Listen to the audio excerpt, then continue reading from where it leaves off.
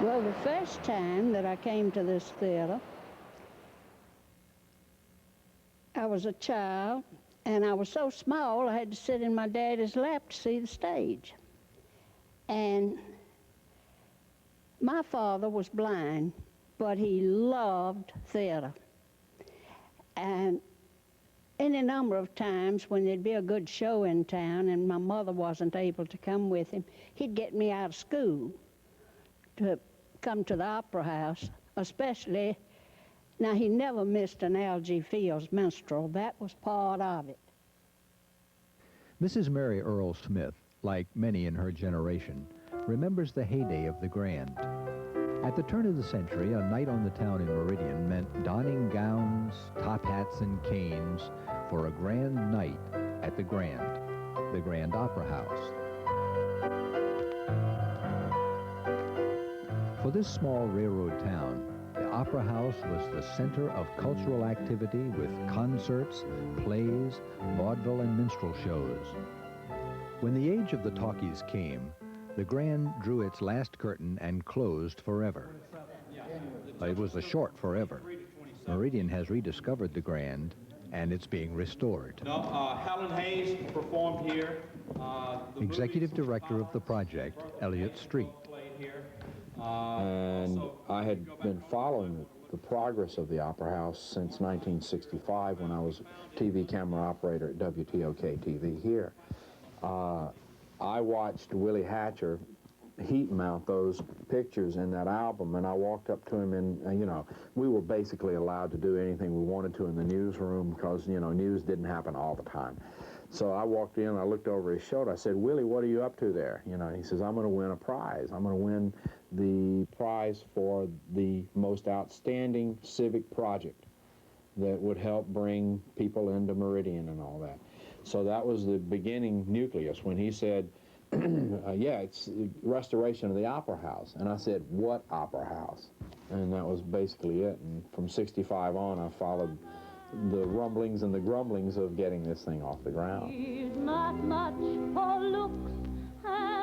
Some of the premier artists that played here were Helen Hayes.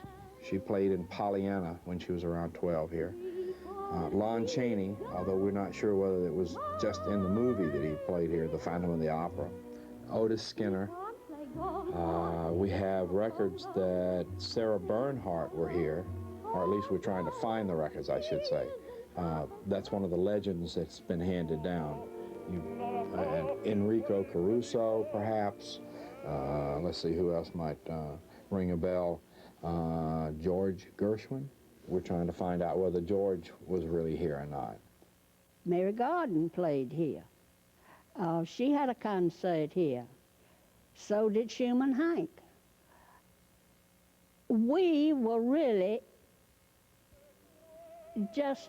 we just attracted the big stars now.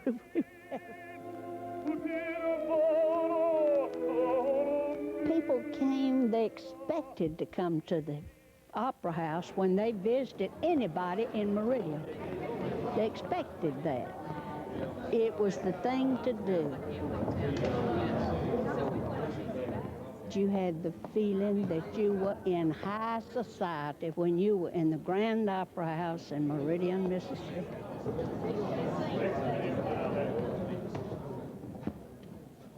Even after it was a movie house, we were on the Keith Orpheum circuit.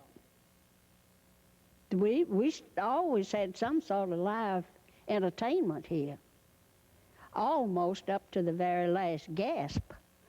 But, well, when we knew it was going to close, my little brother and I, we were just heartsick. There was nothing like the Opera House. When it was closed, it stood as some architectural memorial to a time long past, unopened and unexposed to light, lookers, or takers. Somehow it escaped becoming a restaurant or a fancy downtown health club. So even now, during its rebirth, the excitement of other opening nights still hangs in the air.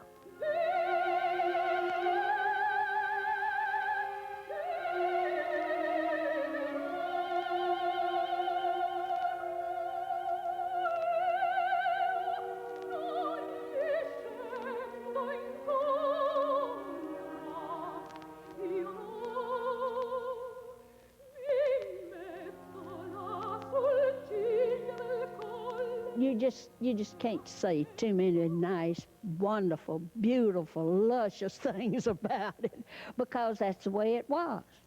You see, they didn't spare any expense when they built this opera house.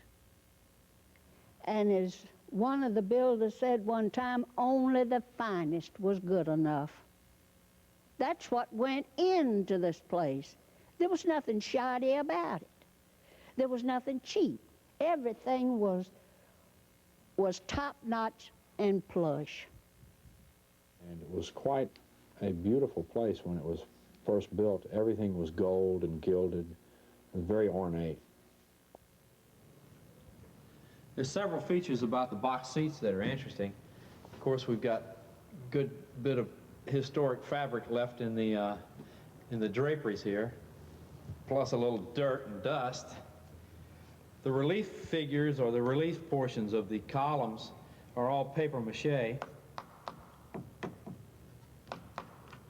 then, of course, the rug in here, we're not real sure, but since it's a low trafficked area, it's a good possibility that it, too, is original fabric.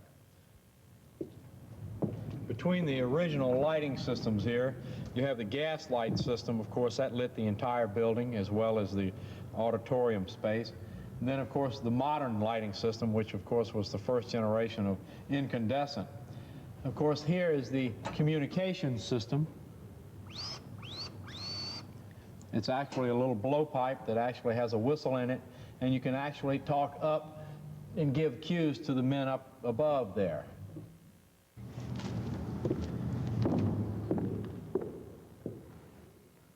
You can imagine all of the workers. I guess this is why labor unions came in. You ended up with nothing to do up here from time to time.